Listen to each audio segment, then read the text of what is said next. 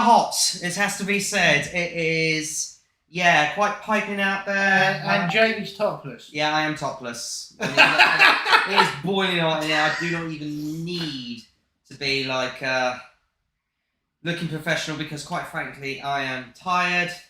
It is, just too much. But a little bit too much, it has to be said. But nevertheless, welcome back to another live stream, chatting Eurovision. I am Jamie Jew. Good morning, afternoon, evening, everybody, whoever you're watching this. It's back with Damo. Hello. Hello, and yes, oh boy, as of today, as of fairly early this morning, 8:30, 8:45-ish on La BBC Radio 2, the BBC, excuse me, have officially whittled down all sorts of other different places, cities, towns, wherever. Darlington being one of them.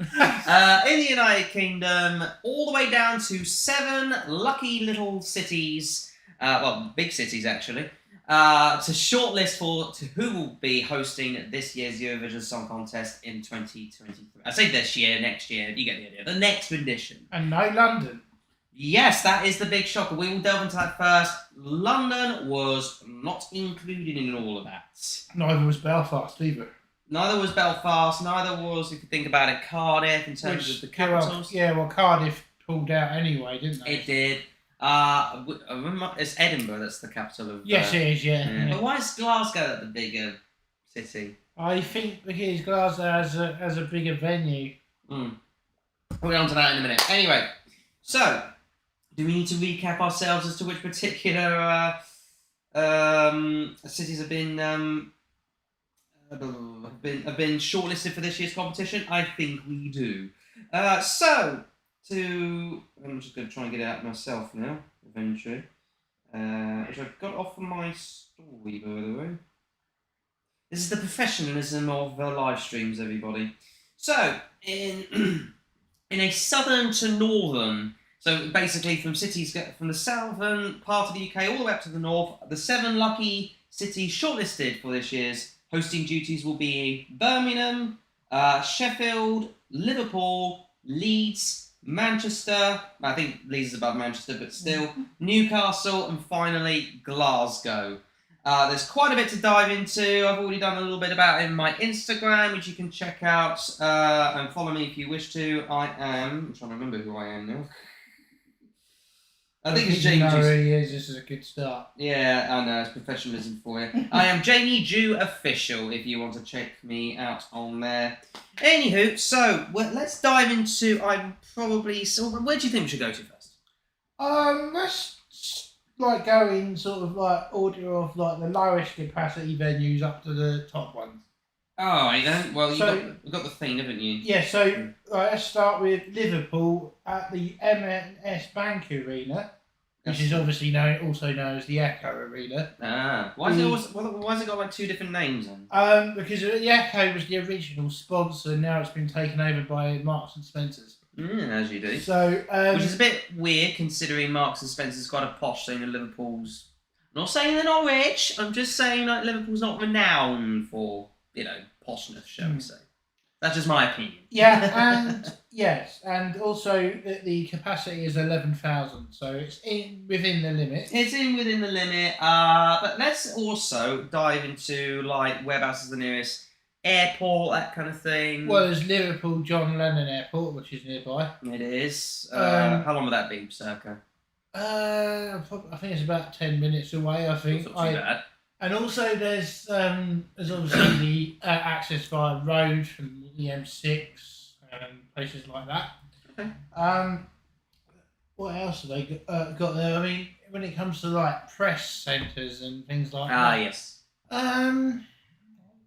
Well, I'm guessing they could probably renovate one. Renovate one somewhere and obviously you've got to also take into account the things like where the Eurovision Village is going to be, where they're going to hold the turquoise carpet. Mm-hmm. There's so many events they actually hold.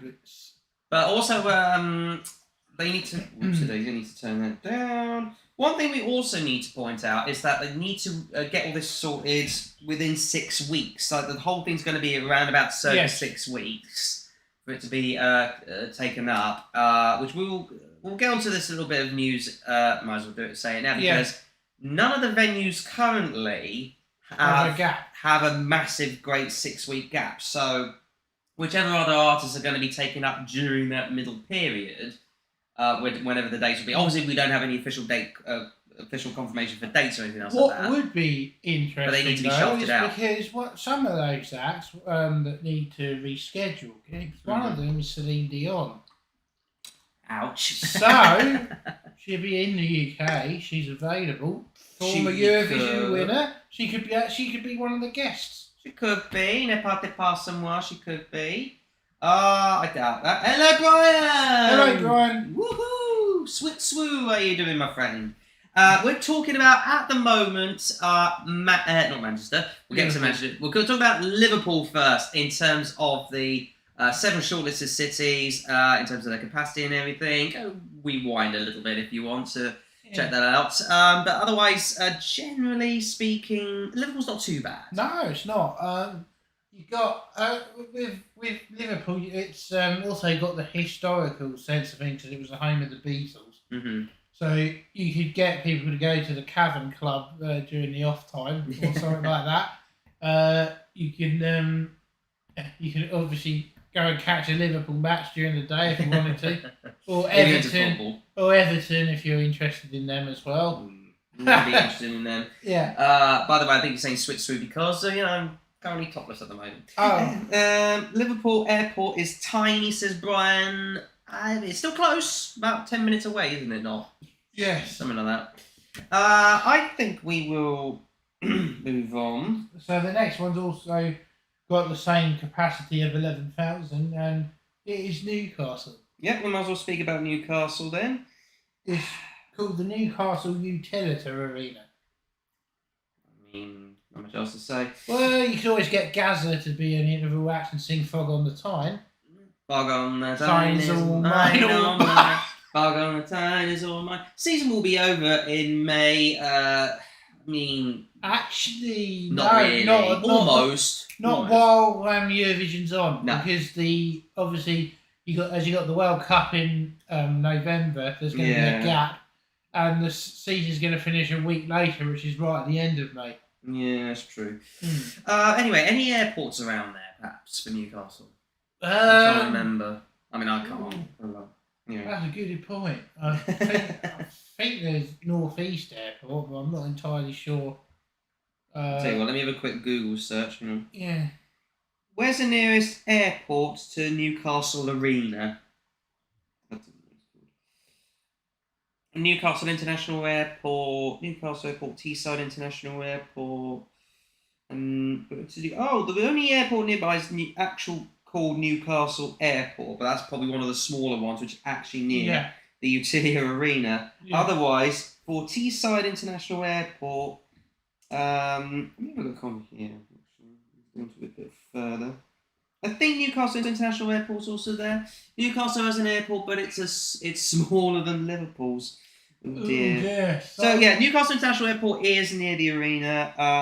But otherwise, if you're going to the Teesside International Airport, you're looking to be landing near Middlesbrough. So good luck to that one. Well, you could host the turquoise carpet there at St James's Park. You could. Depending on whether Newcastle are playing at home at that time. But they could allow them to use their press areas that they use for press conferences. It could do. Again, it just depends on actually what are there any particular artists that are sort of like playing during that period of May at all? Where's the apparently Newcastle has the least amount of cancellations out of any other venues. How do you mean the least amount of cancellations? Basically, it's all fully booked. What I mean is, it's got acts there, but it would only need to cancel 2 events to actually host Eurovision, whereas the others have got multiple ones. Oh, a least amount of cancellations. That makes sense. I think we will. Sorry for not going into absolute details, but we're trying our best. Yeah. Sheffield Utilia. Let's go on to that now. 13,600 seater capacity for that particular one. What do you think of Sheffield? Ambitious or? I think it's a bit ambitious. Yeah. Because I don't think Europe has heard of Sheffield, to be honest. By the way, Brian's face is touching on Newcastle, the arena isn't that big either. It holds 11,000. I mean, it reaches the criteria, but back to Sheffield. Yeah, well, it definitely reaches the criteria, but I'm not sure about press areas in Sheffield. And also, the nearest major airport is Leeds Bradford. Leeds, what, sorry? The nearest airport to Sheffield is Leeds Bradford International, and that's quite a way. That is quite a way. Yeah. Let me have a look to see, double check on that. Nearest airports to Sheffield Arena. Forget about it. Why is it giving me Doncaster, Sheffield? Doncaster, Sheffield Airport. Yeah. Doncaster's got an airport, but it's very small. Jesus. It's like, well, it's about the same sort of size as Manston. Sheffield doesn't even have an airport. Yeah, it's quite far. Yeah. It's right in the middle of nowhere, and I don't understand how Sheffield actually got on. That is quite, I must admit. Now looking back on it, how did Sheffield get on the shortlist? I don't know. It makes you wonder. We'll touch upon Leeds in a minute because that did make the shortlist. Actually, I think we're going to kind of forget about Sheffield. How it made the shortlist, we don't know, but something tells me it's probably going to be first to be Old Heath Road. Yeah. Leeds is next. We'll go to Leeds now. Leeds first direct. It holds 13,781 in its arena. Yeah. It's actually got. I mean, obviously, as I said before, nearest airport to Leeds is Leeds Bradford, which is quite near it. Yeah. It's got enough hotels in the city. It's a big city. It is, but like at the same time, sort of going. Well, here's the thing. We did discover this on BBC News earlier.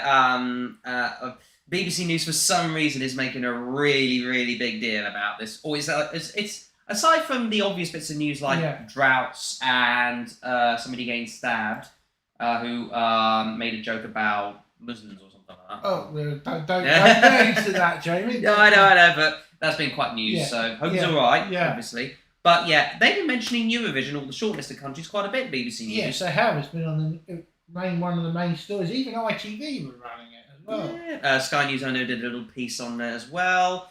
But yeah, in a nutshell, they interviewed sports broadcaster and presenter Gabby Logan, who is, in a nutshell, chairing the Leeds bid to host Eurovision next year. And you're sort of going to yourself, Gabby Logan and Eurovision.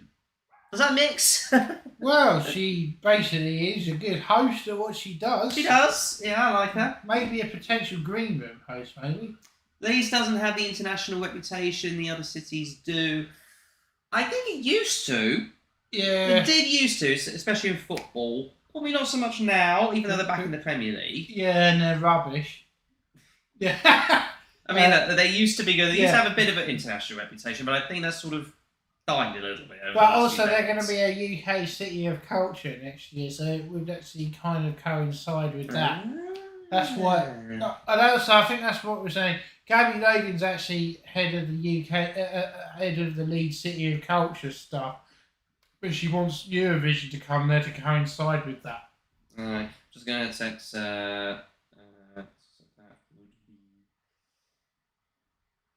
Yeah, he was basically saying, didn't she host in Birmingham? No, that was all Ricky Johnson. Yeah, I literally just left the message on there. It was Gabby Logan's is a famous sports presenter in this country. She does quite a few bits and pieces. Can do bits of football. She's hosted a few FA Cup things. She hosted the women's football when England won the Euro. She did, actually, but mainly she's sort of famous for like athletics, swimming, that kind of. It's mainly football though, because she sometimes she used to do a lot of hosting on ITV, didn't she, for football? And you just went potato. Gabby Logan and Ulrika Johnson are two completely different women. Yeah, they are. Yes.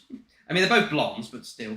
But interestingly enough, Gabby Logan did used to be a sports person herself. Like, she did gymnastics, as far as I'm aware. Yes, she did. Anyway, yeah. Enough about Gabby Logan. She's chairing the Leeds bid. Do you see it happening in Leeds? Well, the BBC like a curveball, so I wouldn't rule it out. No, I wouldn't rule it out either. Let me just Gabby Logan. You just refer Gabby Logan as a she's Claire Balding. don't mind Gabby, personally, myself. No, I don't either. She does the job. Absolutely. I think she does the job.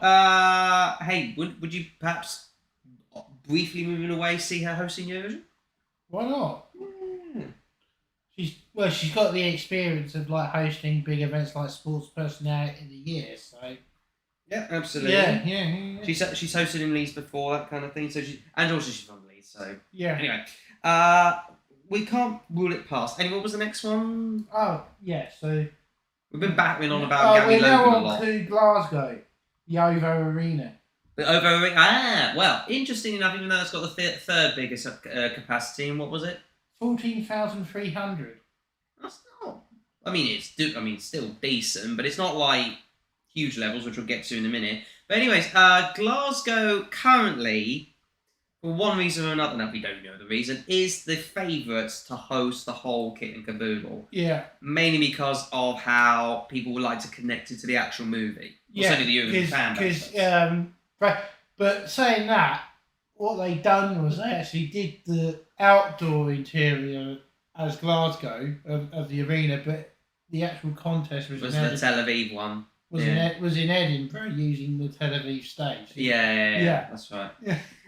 If it's in Leeds, then Mel B needs to host. No.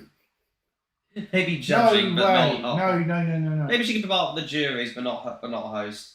You don't want a bit of zig-a-zig. Mel B shouldn't be a judge in anything because she can't sing herself. She can. No, she can't. Terribly. She's the worst singer in the Spice Girls. No, I think I could. No, she is. She is the worst singer in the Spice Girls. I can think of one worse, Victoria. Yeah, she's pretty bad as well, but Mel B just can't sing. I was talking to a non-Euro fan and he said I couldn't see it in Glasgow. The airport isn't that big and it's not a diverse city. Well, why is it the favourite according to the bookies? I think it's because the fans want it there. That's the only reason, and I don't think the BBC would fall to that fan hype. Well, I don't know. Worse, he's just responding to our Spice Girl stuff. Yeah, worse than Jerry? Ooh, that's a good point. Jerry may be the worst singer of the Spice Girls. Well, the only one that can really sing is Mel C. That's it. She can sing? Yeah. Mel B, you mean? No, Mel C. Mel C's the only one who can sing. Mel C. Actually, it's not Mel C anymore. It's Mel something else, isn't it? Still Mel C. She's the one who did that duet with Bryan Adams, When You've Gone. Oh, yeah. That was a decent track. Yeah. And we've seen Bryan Adams in concert. Yeah, that was a good. That was good. It was a really good time. What were we on about? My brain just all of a sudden went fuzzy. Glasgow. Back to Glasgow. Yeah, well, it's got the international airport. Yeah, it's about 30 minutes away. But... It's got the conference centres on site because this was the same venue that hosted that COP26 conference. That's right. It's recent hosted. Not that it actually worked. Yeah, a lot of talking, not a lot of action. No. And now look at us, we're hotter than ever. Yes, we're in the middle of a 4-day heat wave in the UK, and they've just declared a drought. I know, mental, absolutely mental. But here's what it is. What's happened? Yeah. Yeah, I hope the live stream's still going, by the way, because something's gone wrong. Is it still going? I don't know. Oh yeah, it's still going. No, we're still live. We're still live. Yeah. I need a bit of a refresh there. If you need to refresh things, just keep refreshing things. Hang on a minute. Yeah.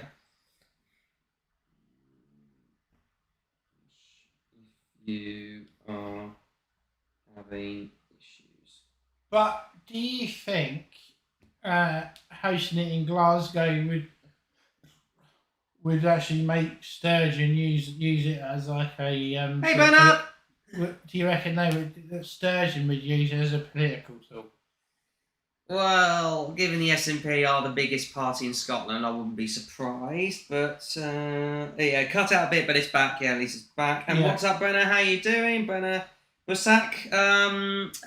We're just talking about the host cities as things stand. We're currently speaking about Glasgow, but if you want to check it back later, you know what to do. Just obviously after we've done all this, just go check it out later what we've been discussing in regards to different host cities. But currently up to Glasgow, I think kind of finished now about that. Yeah, Glasgow's kind of done because it's basically everything in one place.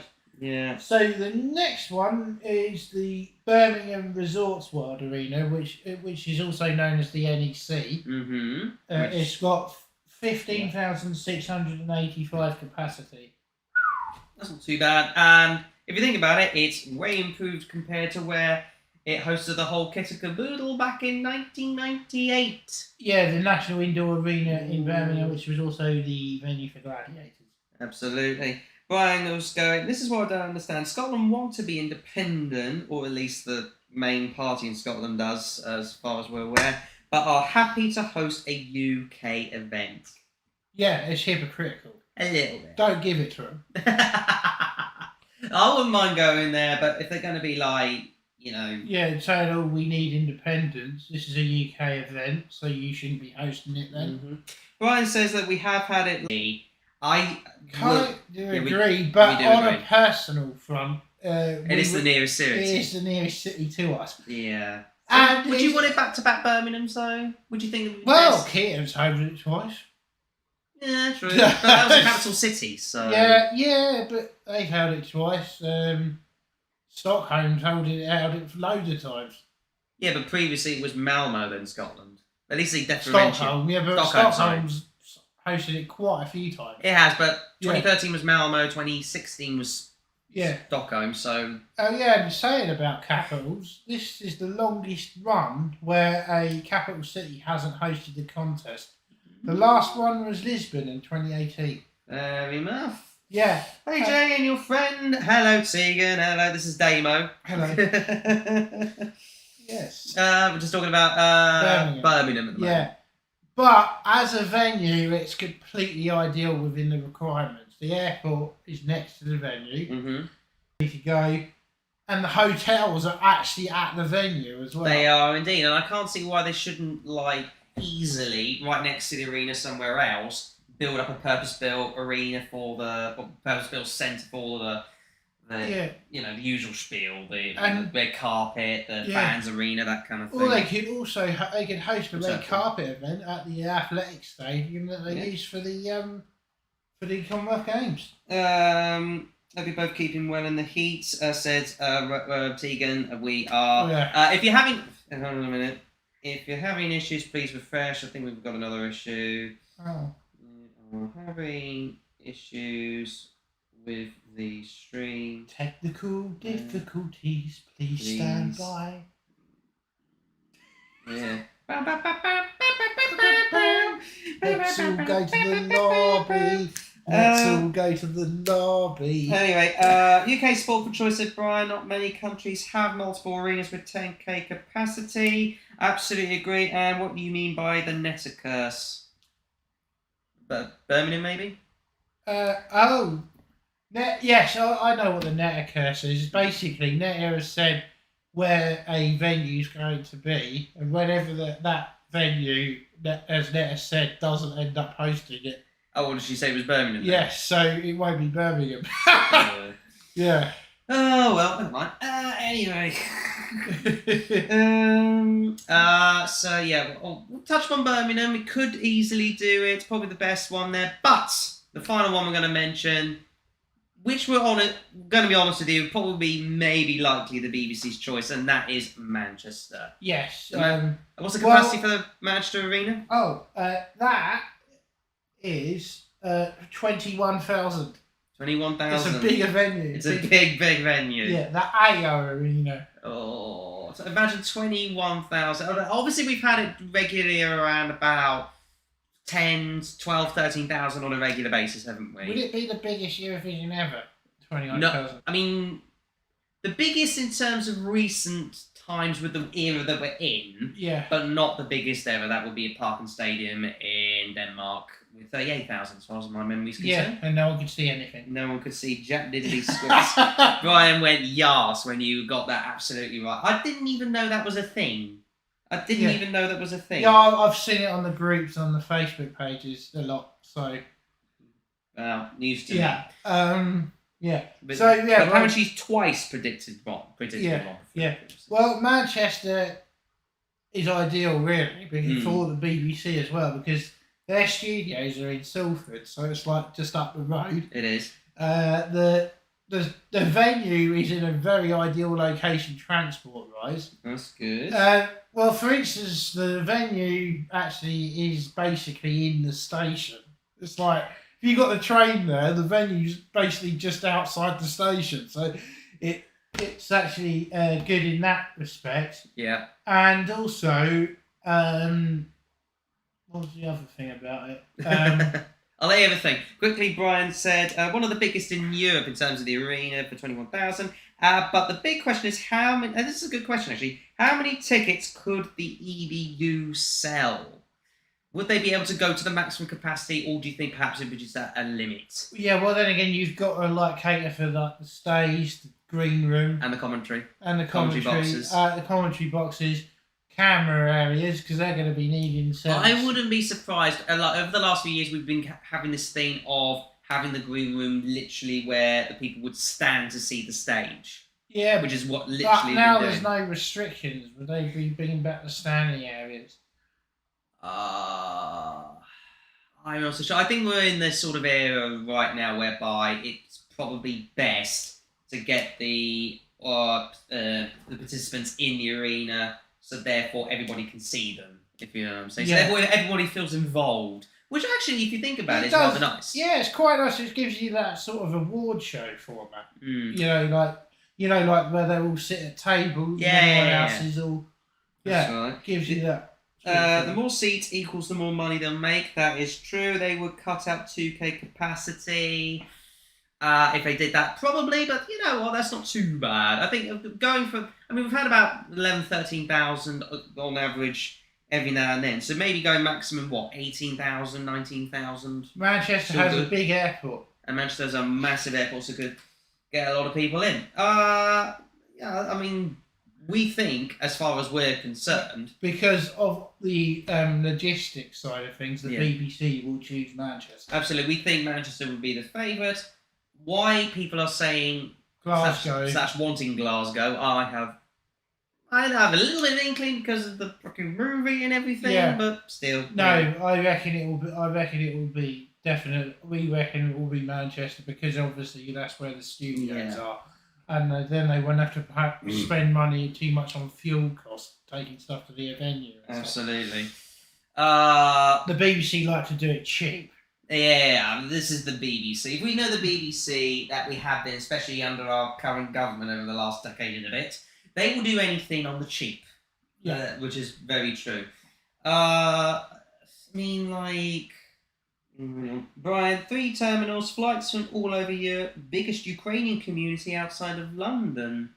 Well, that's another indicator for Very it. another indicator, Yeah. but Gary Logan was basically claiming that Leeds was the biggest, or one of the biggest anyway, in terms of Leeds. So maybe once again we're having a sort of like information wars kind of thing going around. You know what I'm saying? So we can see who's there. I personally would rather have it in Manchester, if you ask me, because it's closer than Glasgow. Well, that kind of personally, thing. we I would can like see it. you We'd guys. like it in Birmingham, but We like it in Brighton, but you know, yeah, we didn't even get a shout. In. London didn't even get a. No, that's true. London didn't even get a nod. No, That's all true. Belfast.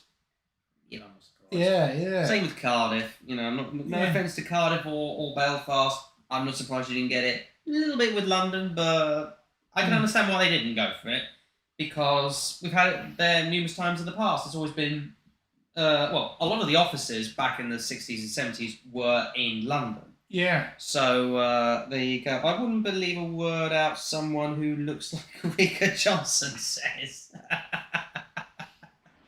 Put it this way, if you Google what Ulrika Johnson looks like now... Well, she's probably the English Eureka Johnson. Yeah, she's the literally We'll give you English that. English.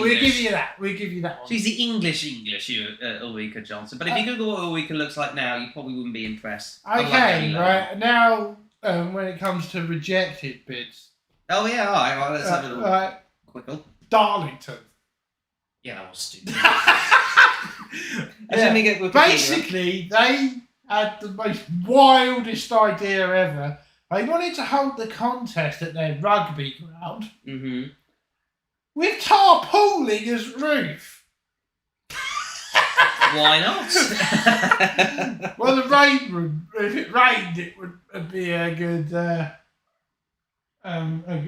good venue, wouldn't it? No, it wouldn't. But there you go. Even Well, Brian said, loved well, what they you said. haven't got enough hotel capacity. Someone says, and they goes, well, they can stay in tents in the car park. Yeah. Even Brian lolled at what you said about Darlington. So, yeah, it is what it is. Yeah. Let's touch upon Brighton. And we might as well touch upon Brighton and why they didn't get selected. Well, because, for a start, we don't have any venues big enough here. No. The only one that's big enough would be the Amex, but that's a football ground without a roof. So. And also, even if it had a roof, it would be... with the logistics of it being empty for 6 weeks around that time, it's not going to happen. It's not even a big enough car still park. Still be playing their games. Exactly. It's not even a big enough car park, for God's sake. No, because we're regulars usually at the games, before the pandemic. And, for instance, the only logistic way in is by park and ride. There's no actual car park for there is, but it's really small. We need to definitely, I would say, if we're ever going to be picked for anything decent again in terms of getting all the big names to our area, is build a bigger stadium. That's we need a new indoor venue. We do need a new indoor venue. Because as much as we love the Brighton Centre, it is too small. It is. Totally is too small. Apparently this was one called Bristol were also. Yeah, they wanted to hold it on a temporary venue on an airfield. Well, it's got the airport. They can actually just land there. Yeah, the Brabazon Hangar, which apparently is undergoing renovation works. Yeah, the Brabazon Hangar was actually named. It was where an aircraft called the Bristol Brabazon was. You know all about that. And it was one of the biggest aircraft at the time ever made. It was huge. Apparently, Brian said Leeds did not have an arena until recently. That is true. Yeah, that's a brand new arena. It is a brand new arena, so they got there just in time. Yeah. Right on the money. Yeah. But yeah, Bristol's completely out of the question. London, though, there was plenty of venues they could have had. There was. I can tell you there would have been. Well, they've taken them out now, but as far as I'm aware, there would have been at least 3 venues. There's 3 potential, even 4 potential venues. Yeah. You got the Wembley Arena, O2 Arena. Yeah, we talked about Bristol. Yeah, O2 Arena. Yeah. London Excel Centre. Yeah. And that's about it, really. That's about it. Go to Cardiff. Even though it's a capital, we're not surprised they didn't get picked. Because the biggest venue they've got is the Millennium Stadium, and it would have been too big. It would have been massive. It's a 60,000 seater stadium, so... I can imagine getting 60,000 people in the arena. I know you wouldn't be able to see Nile Iota, about a good chunk of people at Wembley Arena seeing Queen, for God's sake. You'd need huge screens. You need huge screens. It's doable to get huge screens, but so it just would have been havoc in London, probably, in terms of they've got 4 airports. Cardiff pulled out because they have... Well, hang on a minute. Something went over the chat. Cardiff pulled out because they'd have to cancel too many events. Fair dinkum. Fair enough. We didn't realise that, but that's fair dinkum. Yeah. Belfast. What events would they have had to cancel? Yeah, Belfast will go to. Not surprised because it's quite far away, is it not? It's sort of the furthest away. It's about the same as going to Glasgow, but west. Is that a little bit? But you've had to go over the sea. Plus, there's the whole hard, soft border kind of issue. Going on, but Belfast is part of the UK, so you don't need a passport. True, but guess what other place would have did take an interest in Northern Ireland? That is. Derry. Yes, Derry. Yeah, that was silly. It would have been hosted by Pennywise. Hiya, boys. Would you like a balloon? Hey, no, hang on a minute. Good evening, Europe. That was hilarious. Good morning, Australia. Yeah, Pennywise hosting Europe. Yeah, Belfast doesn't have the transport. Yeah, we agree. Yeah. There's such a part. Scarborough. That was another one. They wanted to hold it on the beach. Well, I haven't got that on here, but I guess it's true. Yeah. Wolverhampton was another. Yeah, their idea was to hold it at Molineux. But one, it don't have a roof. No. And two, their stadium is very every bit's one bit's higher than the other on each side, so it would have been very difficult to build a roof on there. It would have been. Yeah. Totally would have been. Derry, by the way, even though it doesn't have an arena, says Brian, that's what I got off Wikipedia. So yeah, shoot me. Wolverhampton, yeah, forget it. Nottingham. It could have been done. Could have been done. Yeah, I've been to Nottingham. Yeah, but Robin Hood Airport's the only airport there, and it's really small. C'est la vie. What else was there? We mentioned Darlington. Yeah. Sunderland was another good. Yeah. Yeah. That was it. I reckon they just did that because they were bitter because Newcastle were bidding. Yeah, true. That is true. Yeah. Brian went Wolverhampton is basically Birmingham, which it is. It's yeah. Well, it's just on the outskirts of it. The airport is tiny in Nottingham. Yeah, we've already touched upon that. Yeah. Newcastle didn't make it, did they? Yeah, they did. They did. Yeah. I'm an idiot. My apologies. They were the first ones we touched upon. One place I was interested. I don't think we even knew about this. Was Prudhoe or Prudhoe. Where's that? Next to Newcastle, but literally in amongst the Newcastle Sunderland area. Well, technically, it still could be one of the bidding venues for Newcastle. Well, what I've got on Wikipedia, but anywho, now of course Glasgow was selected amongst the shortlist for the in amongst being the only Scottish city or Scottish. Yeah, yeah, Edinburgh. Yeah, Edinburgh was in there. Yeah, they've hosted Eurovision before. They have once upon a time. Yeah, and didn't they do the dance contest? Yes. No, I think that was Glasgow. Was it Glasgow? Yeah. Sunderland is practically Newcastle. Yeah. Yeah, well, they are basically Newcastle, but don't ever say it to their football fans. Oh, definitely not. Definitely not. And finally, Aberdeen. Out in the middle of nowhere with nothing. It was Aberdeen. Yeah. It was practically the northernmost city of the entire United Kingdom. And no, it would never have worked there. And from what I understand, I don't think they've got a venue there. Well, but Brian would let us know that. Yeah. That's about it in terms of the other interests and the reasons why they didn't get anywhere. Yeah. So, what sort of songs do you reckon we'll hear next year? That's the interesting point. Like, for instance, do you think the BBC... I mean, personally, I don't really care, but considering... Normally, I don't really care because I'd rather just sort of wait until they come about. But this year now I've got a bit of an avid interest and sort of like you go like, ooh, what could it be? What could that be? That kind of thing. So yeah, I've got a bit of an interest. Aberdeen have a big arena apparently. Oh, well, fair enough. Right. Probably not any airports nearby. Yeah, I mean, do you think the BBC will do a less good entry this year because they don't want to host again? I like to doubt that. But being the BBC, I wouldn't be surprised if they did. But that being said, we do need to improve our records and we need to keep up our record. I don't think the BBC want to be... We do not want to finish last in our own hosted contest. Exactly. We don't want to do Ukraine. That would be a complete disaster. It's just not really acceptable, fair enough, with Aberdeen. But yeah, I think we definitely need to at least do an entry. I think I'll aim for at least a top 5. Yeah, I don't think they want to win it, but I think they wanted to at least keep up the fact that the UK is taking it seriously again. Yeah. Do you think Ukraine could win again?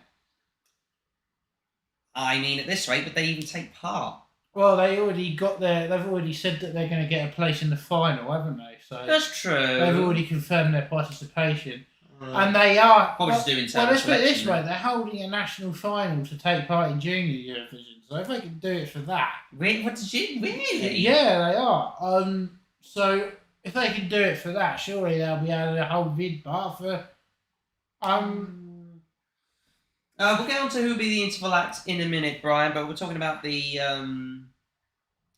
with potential songs.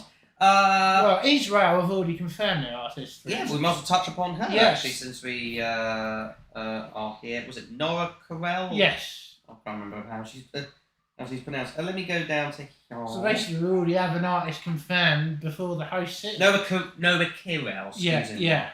But yeah, she's basically, in a nutshell, a sort of Chanel clone. Chanel clone and the who was the other one for Cyprus 2018? Elena. Something like that. Yeah, it's basically another one of those. Elena, Chanel kind of vibe. Which will probably be next year's fan overrated hype song.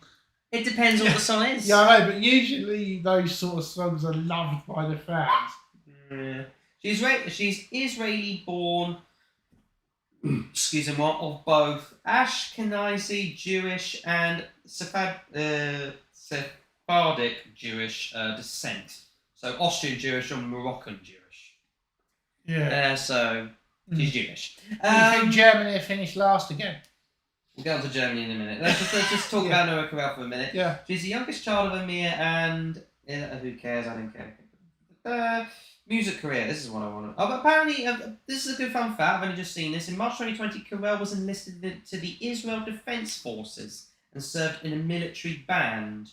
Wow. But if you think about it, she didn't actually serve in the forces. No, the military band, but you're still technically serving in the military, even though you're a band member. That's the same for the RAF music people. That is a bit silly, if you ask me. How can you do? It's like all of a sudden saying, "Oh yeah, I'm in the RAF, but I play music," and you're not in the RAF. You're there to play music for the RAF. You're not actually like PPing people. Yeah, it's to boost morale and that sort of thing, and also get free entry to air shows. Yeah. Her first song on YouTube named Medabrim. She performed her first song on YouTube, Medabrim. Following its success that year, she released another song called Killer. The provocative video clip for the song caused a stir due to Carell's young age. Oh, what a surprise! Well, have you seen it? We can see what sort of actor she's going to be. Yeah. How is she now, anyway?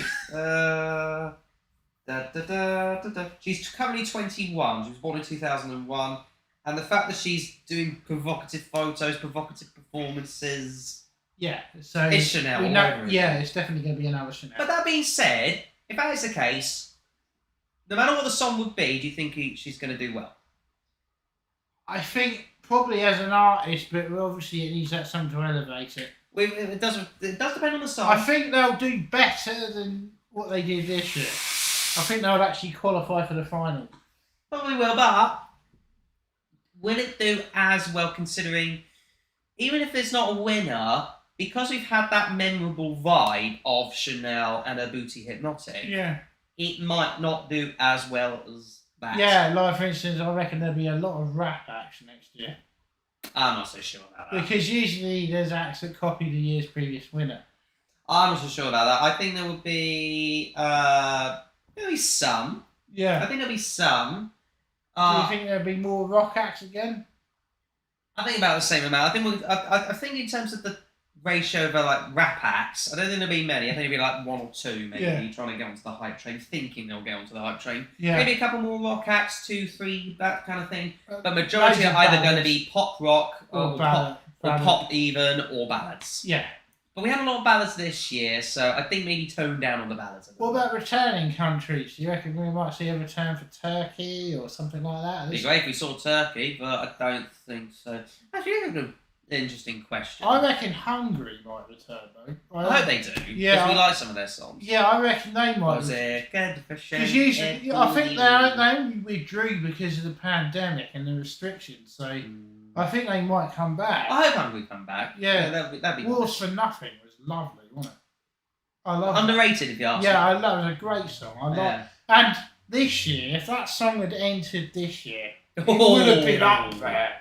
It would have been up there. Yeah. It kind of could have been up there, what with the initial Russian invasion of Crimea. But I'll tell you one thing. If that song was released this year, that song would have been elevated. Probably would have been top 5 at least.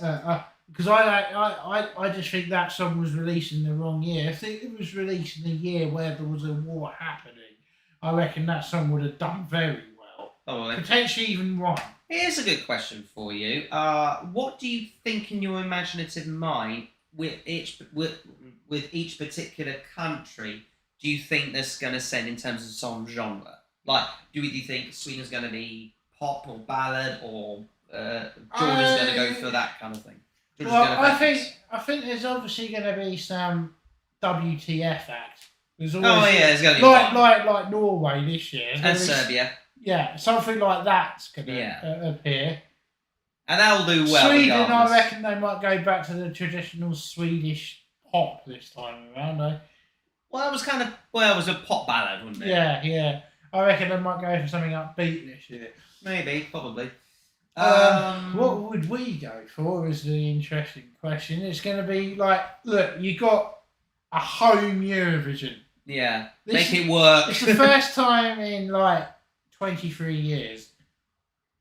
Or 25 years. We need to go big. We need to go big. Let us know what you think. Because I think... What type of song do you think we let's should go put it this for? way. What type of genre? A home Eurovision in the UK does not happen very often. No, it doesn't. Last time it's been 23 years, as you say. And then before that, it was in the 80s. We weren't even born. We were doing really well, especially in the 80s and the 90s. And also, do you reckon the male soloist curse for the UK will ever be broken one day? Because if you think about it, all male soloists, the best they've ever... it has been broken, you mean? No, do you reckon it will ever be broken? Because all the best male soloist songs have all finished second. They've never ever... Or third. Yeah, no male soloist has ever won. That's true. For the UK. No male soloist... Well, I'm trying to think of a male soloist that's won for any other country, and I can think of one, which is Ireland and Johnny Logan, but you are quite right. For the UK, no male soloist has ever won. That is true. That is true. Considering it's quite shocking, because a lot of the male soloists actually we've had in the past were really good songs. Yeah, Michael Ball, Cliff, Scott Fitzgerald, and of course recently Sam Ryder. Yeah. Sam's obviously our high-scoring non-winner. Highest scoring ever? Yeah. but mind you, what would the average points would have been if you'd like taken it from the current, points it did get to like the old style scoring? Well, if it was jury only, we'd have walked it. I know it was jury, no, but like I think Ukraine still would have won. No, I mean like how many points we would have got. Oh. Instead of it being 460, whatever it was. Oh, I don't know. You'd have to look up that scoreboard. I don't know. We'll dive into it later. Who do you think the interval act would be next year? Let's dive into Brian's question. Sorry, we took it a little while. But... Well, we were thinking someone, obviously, we were thinking, because there was actually a lot of talk that Sam Ryder and Kalish Orchestra were going to do a collab. Yeah. I was reckoning something like that, because it would actually blend in with the same sort of themes of UK and Ukraine being collaborative and all that. Did Sam Ryder say he would collab with them anyway? Yeah, so something like that. Yeah, probably gonna do something like that for next year. Robbie Williams was interesting. Maybe something like Ruslana, maybe. Yeah. Yeah. Some previous UK winners on acts. Yeah, could do that. I'd love him to get Katrina. Yeah, that'd be pretty cool. So I'm just trying to get this. No Mons. No Mons whatsoever, because he keeps milking his win. I wouldn't be surprised if he did get minorly involved, but yeah, because he lives in the UK now. He does now live in the UK. So Sweden have abandoned him here. Take him back. We could have something like a what about like a speech from President Zelensky or something? That'd be nice. Yeah, something like that. And whoever the Prime Minister will be next year, even though we kind of... Anyway, no Zelensky at least. Zelensky at least. Yeah, Zelensky would be awesome. Yeah. That would be quite... something... something wholesome. So maybe, and also like a bit... Because they said they wanted to celebrate the British music industry. They actually said that when they said they wanted to host. So hopefully some sort of established British music acts. Maybe like Paul McCartney or something. Yeah. He's well known over Europe, isn't he? Maybe Elton John? Elton John is a shout because he has briefly mentioned or put himself into Eurovision before at the beginning of year 2003 when they hosted it. Yeah. In a little segue into him. And also, as I said, Celine Dion would be changing gigs around. She'd be available to perform at Eurovision. She would, but it would be quite cool to see her return to the Eurovision stage, wouldn't it? Yeah. That would be amazing. Considering since Eurovision she's become one of the world superstars. Yeah. It would be amazing to see her to return to the Eurovision stage, even if she doesn't sing Jabada Passamoir, just do some of her hits. Yeah. That would just be amazing because she's probably one of the biggest Eurovision success stories. She has been of the modern era. Oh, Celine Dion. Yeah. That and Bucks Fizz.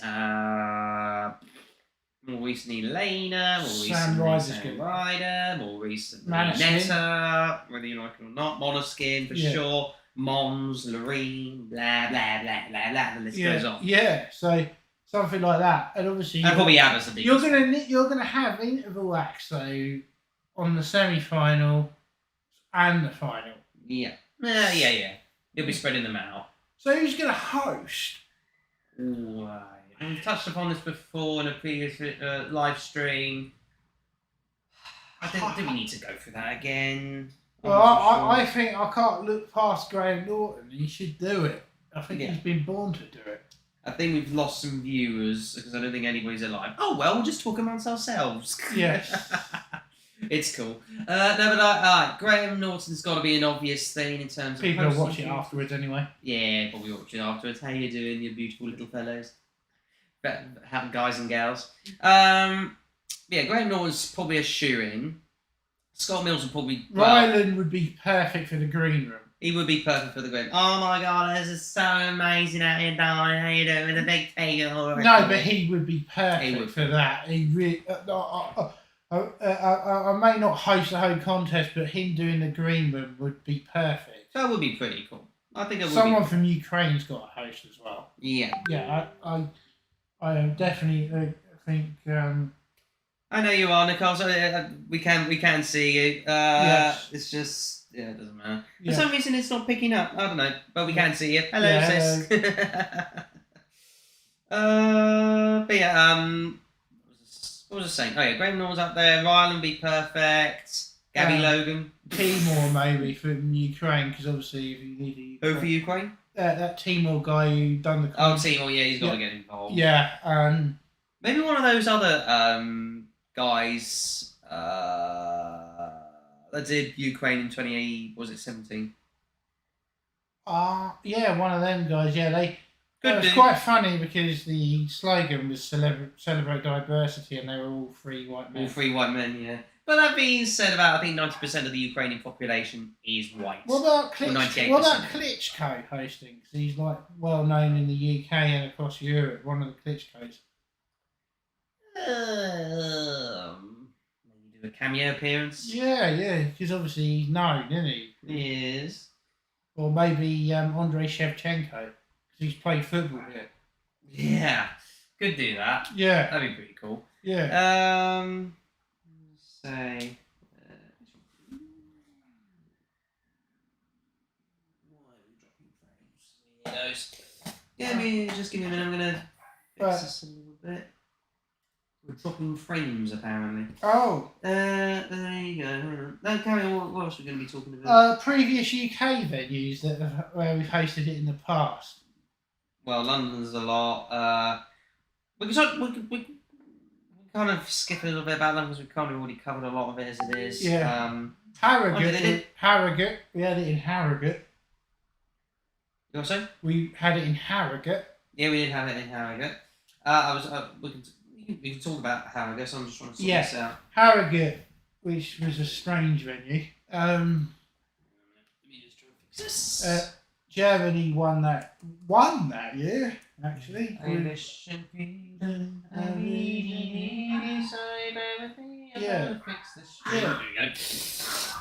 do it. What was the UK entry in 1998 in Harrogate? What was What that was saying? the UK entry in Harrogate? Bardo, one step further. There was the one where the introduction.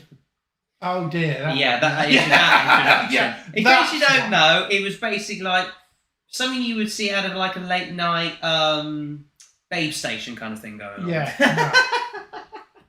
Oh dear. Basically, Basically, the early days of twerking, if you think about it. Yeah. One step further and I would have. So basically, on all the times we hosted, like for instance, let's go through the acts we had then. Oh, go on then. Like, I know that Cliff was one. Well, no, let's do 1960 first. That was the first time we ever hosted it, and it was looking high, high, high, looking low, low, low, wondering why did she go? Brian Johnson. That's it. What? Brian Johnson. Oh yeah, of course it was. Let's zooby-dooby-dooby-doo. And then it was again. I think it was 1968. The next time we hosted, wasn't it? Let's see in a minute. Or did we host it again during that time? Let me get Wikipedia so I can get it. Because if we're actually the country that have hosted Eurovision the most times.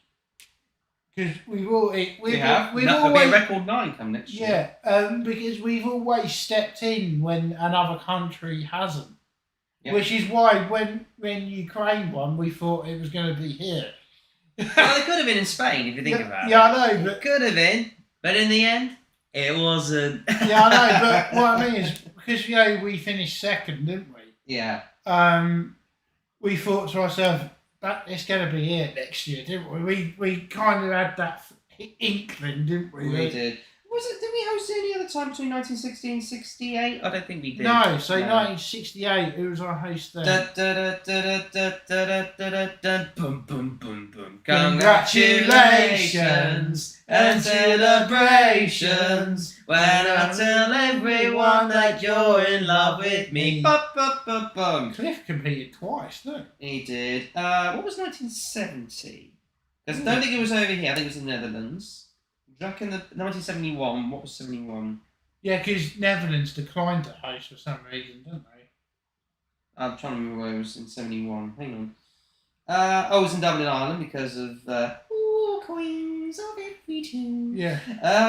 72 was in Edinburgh. So the 72, it was the New Seekers. You know I beg, steal or borrow. Do. They were actually a big act in the 60s as well. It was. 73 no, 74 yes, and that was of course Long Live Love. The legendary. With the legends. Olivia Newton-John. Absolute legend. Our thoughts and prayers obviously with her family and she'll be missed. Absolutely missed. Long live love. And then obviously long live the stud. Yeah, then I don't think... She's always the one that was... Oh, fuck's sake. You know what I'm saying? Yeah. Should be the one that we'll want. Anyway. Yeah. And then, obviously, I don't think we hosted again until Bucks Fizz won, did we? Let me have a look. 75, I don't think it was... It wasn't Sweden, sorry. I'm an idiot. 76... I think it was the Netherlands. Yes, it was the Netherlands. In the Hague. 77... was us because we that was wherever we do rock bottom tragedies we got a remedy why don't we fuck me, my R's are all over the place. I think one of them has passed away since, and that was Lindsay DePaul, didn't it? Yes, she did. Yeah, she did. Yes. Sadly, no longer with us. Yeah, Lindsay DePaul as well. 78 was hosted in France. 79 was Israel. 80 was not Israel. That was The Hague again, the Netherlands. And then Johnny Logan won that year. And Johnny Logan won 80. In 1980, sorry, and then it was Bucks Fizz Making Your Mind of 81, which of course is the same Bardo one step further. And then we wouldn't even host again until 1998 with Imani and Where Are You? I would drive through the rain to find you. Second place as well. Walk a desert. I can't remember the lyrics now. Where are you now? You could unlock these chains. Where are you now? Yeah, good song. Very good song. And it's been downhill ever since. Yeah, because I don't think the UK wanted to host for years after '98. Why, I don't know. And also, if you think, well, then again, we may as well now go on to the dark side of the UK entries over the years. So, well, maybe they come from recent times. Well, yeah. Well, let's put it this way: that the recent from 2000 till now has well, 99 at a push. Yeah, 99 at a push. Well, 99 wasn't a bad song. I quite liked it. Maybe a little bit underrated in the places. Maybe a little bit. Say it again, say yeah. Say the words I hear you whisper. Say it again, say it, etc. 2000 was... Well, the first time he had a bad one. Yeah. Many a year ago. Coco the Bad Old Days. It was the first ever time he ever came outside the top 10. Love Games was probably the worst one of the 80s. Play a love game. Well, it came 10th. Yeah. No, sorry, 7th. My apologies. Yeah. Actually, Only the Light by Ricky only came 13th. Really? Yeah. Mm. It's only the light. I mean, before Sam Ryder, our best performance was Jessica Garlick. We'd come back in 2002, wasn't it? Yes, it was. I'll play you through the ones between 99 till now. So, say it again, 99 was that. 2000 was Nicky French and Don't Play That Song Again. Thankfully, they didn't. Exactly. Thank you for stealing my joke. No, I'm joking. Yeah, well done. 2001, Lindsay Draker's With No Dream Impossible. That was underrated. I think it was. Yeah, that was actually a really good song. We didn't mind that whatsoever. We thought we would actually do decently well, and he didn't. So yeah, I quite like that. Yeah. As he mentioned, 2002, Jessica Garlick come back. 2003. That's when it kind of properly started declining. Yeah, Gemini and Cry Baby. Well, let's put it this way. I think the song was okay, but the artists weren't very good. Oh, it was a dreadful performance on the night. Yeah, they couldn't sing. Well, that kind of, I think, also started the trend of blaming everybody else but ourselves. Yeah, because they actually said, "Oh, it's down to the war in Iraq." Yeah. But the year before, we finished third. Well, joint. So I don't understand what the hell they were thinking about. Technically, we did. In terms of the actual count back, I should point out, in 2002, we actually came fourth. If it was down to the count back rules. Yeah. We came fourth, not third. Yeah, we but came still fourth. Good result. Still fantastic result, I will admit. Yeah. It's effectively tied on the host nation. Yeah. But which was Estonia, as far as I'm aware. Yes. But yeah, look, some will blame it on the Iraq War. You could say that, but by God Almighty, we had an awful performance that night. Yeah. Whether they can blame it down to the audio or that they had or whatever, but either way, they look stiff, they look rough. Interesting year as well because Tattoo represented Russia. 2003, they did. Yeah. They were very nearly won. Yeah, I know. In fact, the top three, as far as I'm aware, because it was Turkey that won it that year with Every Way That I Can. Belgium came second, only 1 point behind with a song that was in a made-up language. Which was a really good song, actually. It was quite different. I can't remember much of it, if I'm honest with you, but I'll believe in what you say. But that only came 1 point behind, and Russia were only 2 further points back. The top three were only covered by 3 points. Close result That was as well. a close run thing in 2003. Probably one of the closest Ever. Eurovisions ever, and the last time we've ever had a close Eurovision song contest. Yeah. 2004 was James Fox. Hold On To a Love, very underrated. Yeah. If you Now ask. that I've found that someone I believe in, and I feel so complete by your side. It's the only time. Oh, hang on. It's the time time I've ever loved somebody, baby. In my life, we gotta hold on to our love tonight. That was a great song. I think it was vastly underrated, Yeah. personally. Yeah. 2005, Javine with Touch My Fire. I think it was too much of a copy of Every Way That I Can, to be honest. It was that. Yeah. It has to be. So, but we were trying to go for their vibes. You can understand that. Yeah. But then again, we very nearly had a Katie Price. So I think we That would have been a disaster. I think we dodged a curveball with that one. Yeah. But that being said, I think it was either on the national final or on Eurovision night that she had a little bit of a wardrobe malfunction. Yeah. Did she not?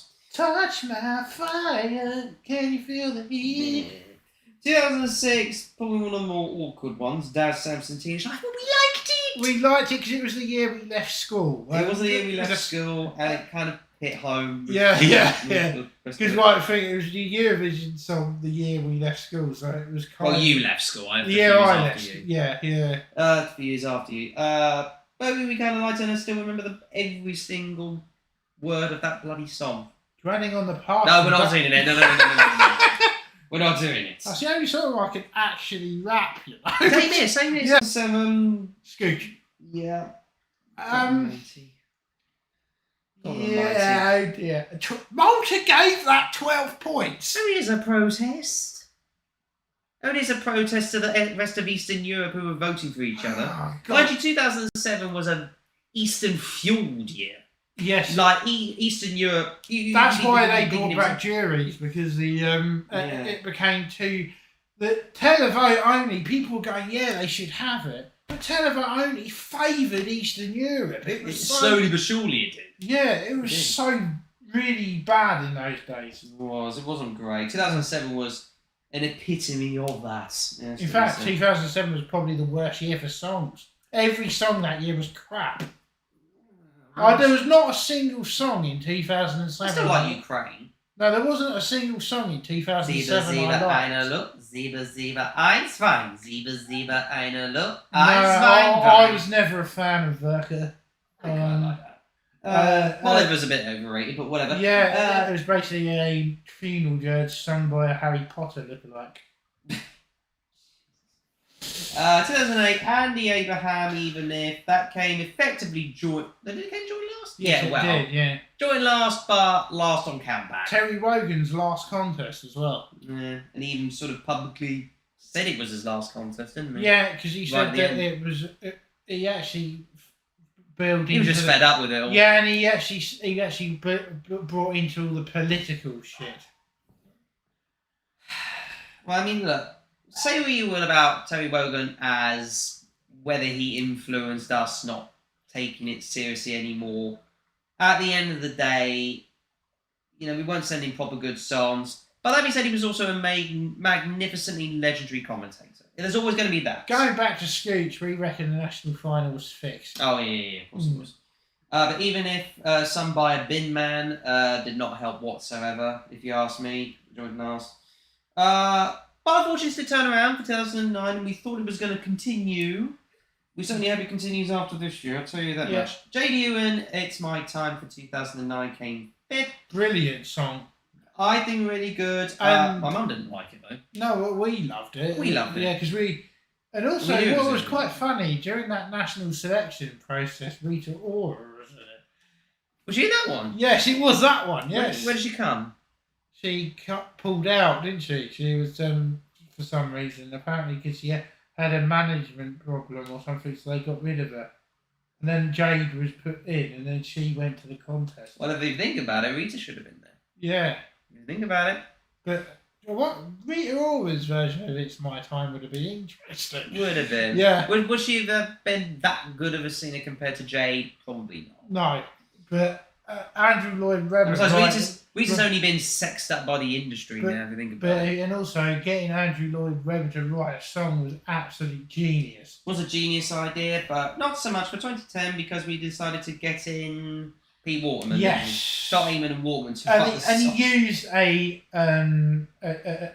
unused Rick Ashley B-side. Terrible. It would have worked in the 80s, but not now.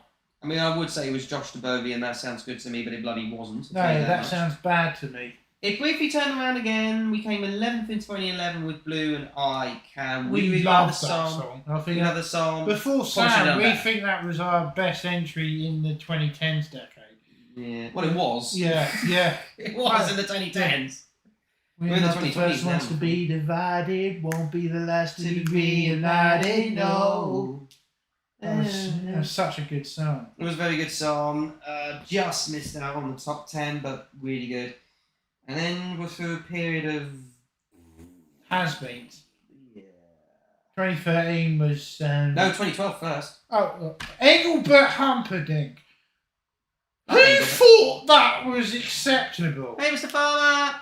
Among us, I'll let you know. I'll DM you. Anyway, yeah, Engelbert Dingleham, Love Will Set You Free. Terrible. Yeah, terrible. Who thought that was acceptable? He's an old biddy from the 60s. And seriously, doing that style of music in Eurovision now. What were the BBC Still a good song, thinking? though. I still liked it. I still liked it. And he performed second on the night. First on the night, so yeah. 2013, we believed in Bonnie. Apparently, Bonnie Tyler would believe in me. We didn't believe that well. Only came 19th. Really dull, wasn't it? It was just. Plus, she lost her voice. Yeah, she lost her voice. Yeah, there was another thing where the BBC decided to go for has-beens and it didn't work. We tried to briefly turn it around, and we thought it could do well, but maybe a bit underrated. 2014, Molly, Children of the Universe. Yeah, it was so underrated, that song, but I think there was a few issues behind the scenes with the artist. It seemed like she didn't really want to be there. I mean, she did come across as a bit, I wouldn't say quite egotistical, but just like thinking she was going to do well. I mean, she was doing well in certain polls, not going to lie, but not in the bookies. No. Apparently. 2015, Electra Velvet, Still in Love with You. Worst ever UK entry ever. Yeah. That was awful. I would agree. It was basically a potato waffle advert gone wrong. Basically,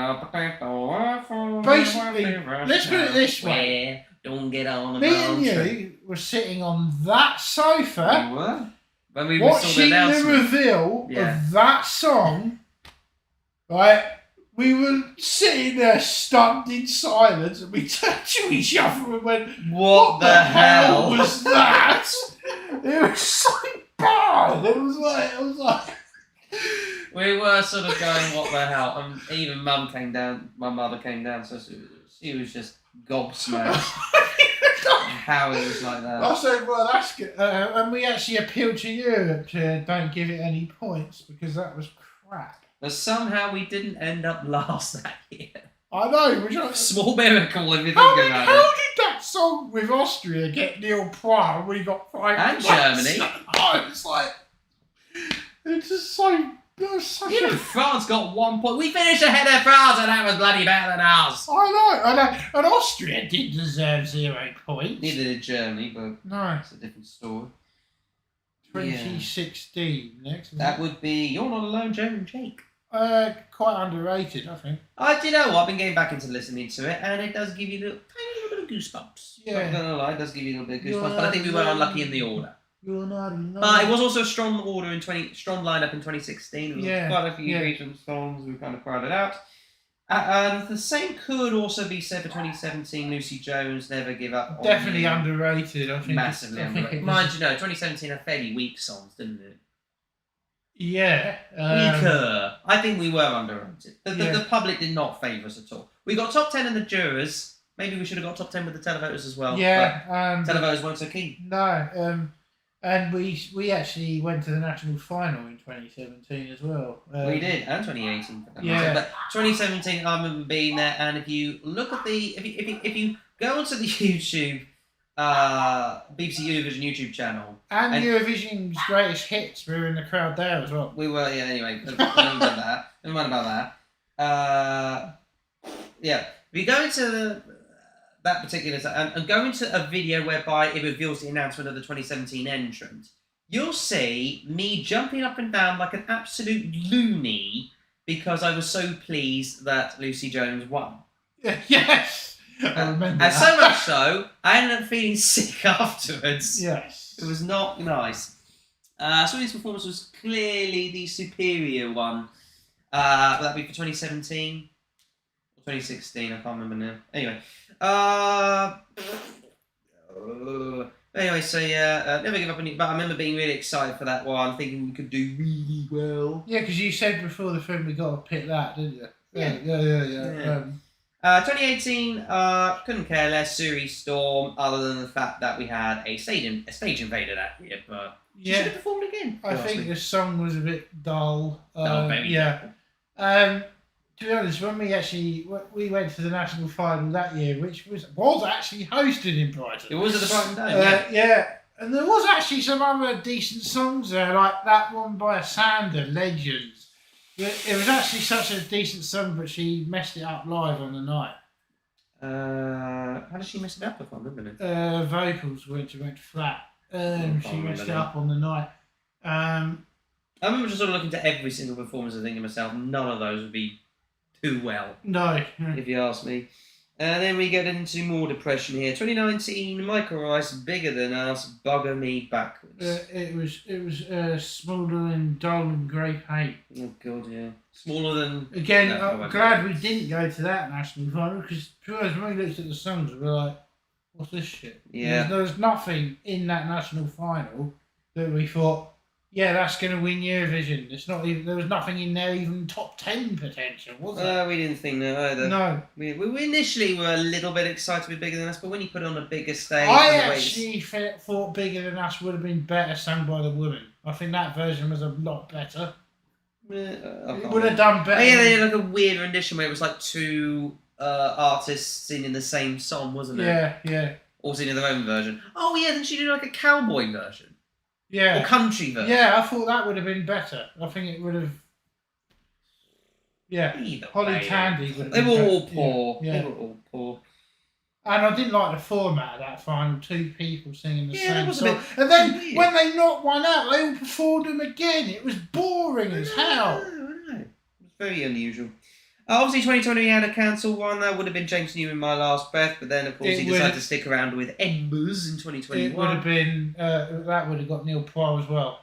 James Newman... I don't know. I think we would have got some points for My Last Breath.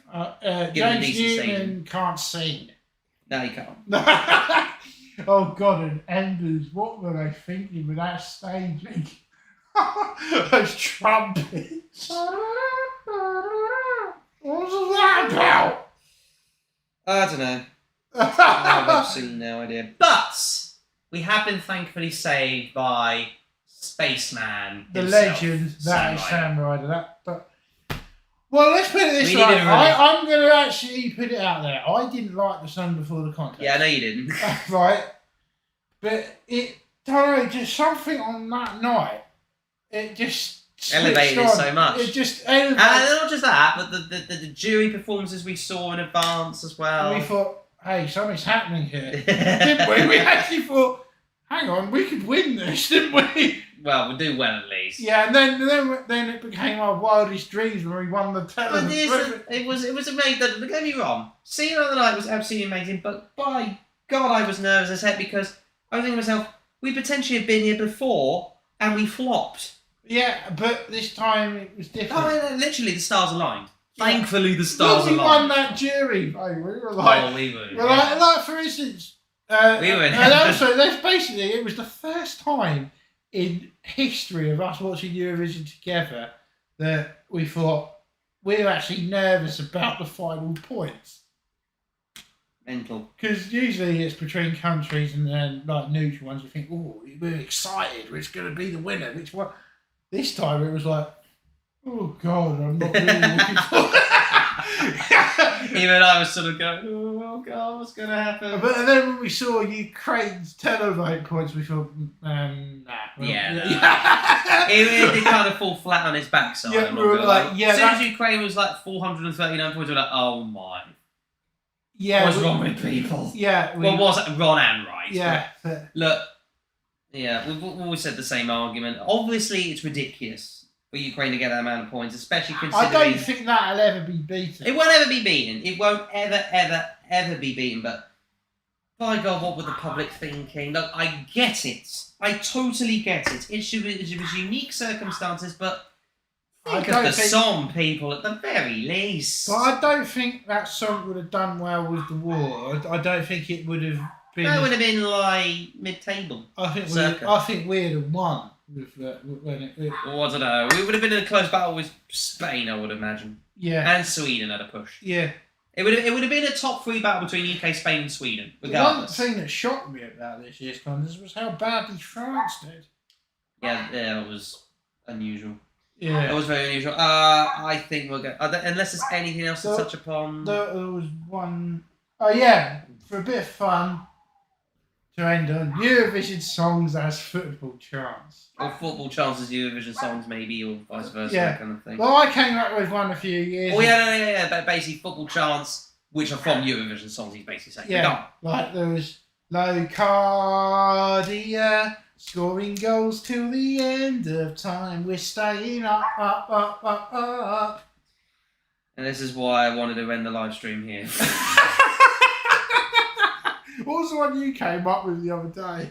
I can't even remember. But yeah, we're fans of football in case you didn't know, so... Brighton fans. Brighton of Albion fans. Anybody could do that one. Let's see. What would be good as a football chant? Get into space, man! Get into... Pass into the space. I think the main one that could potentially be a football chant would be snapping 1, 2, where are you? Snap it 1, 2, where's the goal? No. But that's like the biggest meme one out there, so I wouldn't be surprised maybe at some point it became a football chant. Yeah. But then again, we've kind of had a football song already in Eurovision with Ole Ole Ole Ale Ola Ole. Do you reckon France 2010. 3 Lions could have won Eurovision? No. No. Then again, it would be in the kind of territory of Lithuania's We Are the Winners. Oh yeah, that's a football chant in itself. We are the winners of Eurovision, or something else. You could go, we are the winners of Euro 28. Euro 28? Euro 2022. Yeah. Of the European Championships. We are. Yeah, you can do that. Good to that. That's another good point. Why was that hideously booed by the Greeks? Well, for instance, it was kind of with a song, We Are the Winners. It was kind of taking the piss. Yeah. It was kind of taking There has been a lot of piss take entries over the years. There was another piss-taking one, but more or less in regards to the artiste, because it was kind of a comedy sketch rather than an actual artist. That was Iceland. I can't remember her name now, but congratulations, I know it was the song title, but it came, understandably, last in its semi-final because the joke literally got mistranslated. Okay, what about artists that have returned to Eurovision after winning? Well, Alexander Rybak's a fine example. That was terrible. That's not Dana how International. you write a song. Dana International. Oh yeah, Ding Dong. Ding Dong. Johnny Logan was probably the best one at that. Yo, Ishmael, you're quite late, my friend. Yeah. We're going to be ending soon. Yeah. Johnny Logan was probably the best at that. Yeah, he was. I mean, to be honest, to win twice as a singer. Oh, hang on. Niamh Kavanagh for Ireland. She didn't win twice, did she? No, she didn't win twice, but she won before and represented Ireland. Oh, yeah, of course she did. It was about 2004, wasn't it? Yeah, I think. Yeah. Then again, Ireland had that really bad entry of a Turkey, didn't they, as well? Yeah, well, forget about that. Yeah. Let's see other countries that have won that. Cliff came back as well, but he didn't win. No. I'm trying to think of others. Charlotte Pirelli. Oh yeah, then changed to Charlotte Nielsen. She came back with out of the light like a star, like a hero, love will survive. Should have done better, way better. That was a brilliant. Should have done way better. Yeah. God, it was so underrated. No, because we were playing that, but he left, right, and centre before the contest, weren't Yeah. we? We were like, fan people's favourite. yeah, it was such a great song. It was so like out there and banging, and Oh, Loreen tried to come back, but she didn't. She failed at Malfest. Doesn't really count. Let's see in recent times. I can't think of anybody else. Yeah, Ryback though. I don't know why he came back. That was a bit of a. Well, Serena came back for the UK, but she represented Belgium as a previous back in scene. Yeah, well, let's just say artists that have done it more than once. Then. I can't remember the rest now. Was well, Cliff. We've already, we mentioned Cliff. Yeah, because he did Power to All Our Friends as well, didn't Power to all our winks, doody boo. I think we're going to be in the middle there. If I'm honest with you. Unless you want to think of anything else? Yeah, any more football chants? Ding dong, bugger off. Yeah, you'd have to sing that to the Palace fans. Yeah. I'm so starting to get a bit knackered out. I think we're going to be ending it there, ladies and gentle bugs. If you have tuned in, thank you ever so much for tuning in. Really? Not Birmingham, for you personally? I say Manchester because it seems more... As much as I would like to go to Birmingham, I think Manchester would be more bigger. If that makes sense. Oh, right, yeah. In terms of a scale, it's like to see all the massiveness. He's still got a soft spot for Man United. I do. Listen. As much as I loved Bryson Bean, apologies for the language, but still. Yeah, he's still got a soft spot for Man United. Same old Man United. Look, I want them to do well, but I know it's a lost cause, so who cares? Yeah. Anyway, we're going to be ending there. Thank you so much for watching. Let us know your thoughts about everything about it all in the comments below. Otherwise, you know the drill by now. Subscribe for more of my Eurovision juicy goodness. If you are new to the channel, I suspect probably not, but still. But if you did like this video, smash the like button as good as hard as you can. If you are still already subscribed, then please ring the bell to get notified about my latest videos. We'll be back in about a week or two or something like that. Whenever the next big Eurovision news is or something like that. Yeah, well, we could always throw something together. What would you guys want us to talk about? Yeah, well, let us know what you guys want to talk about in the comments below. Yeah, I'll pop it in the description. Yeah, because we can then debate certain things that you want to suggest us to. Yeah, why not? That'd be good. Thank you very much. And otherwise, we'll see you in the next live stream or video, and there will be more at some point. I was going to do like a reactions to Lonely Lover by Olivia Newton-John, but I already did a tribute to that, so I'm going to leave it. And we kind of touched upon it anyway. So yeah, there'll be more reactions for me to come. The next one, I can tell you, bit of a teaser. It involves a country in 2012, and it's a ballad. I'll leave you to that one to your own devices. Anyway, I'll see you guys in the next one. Bye bye, everybody.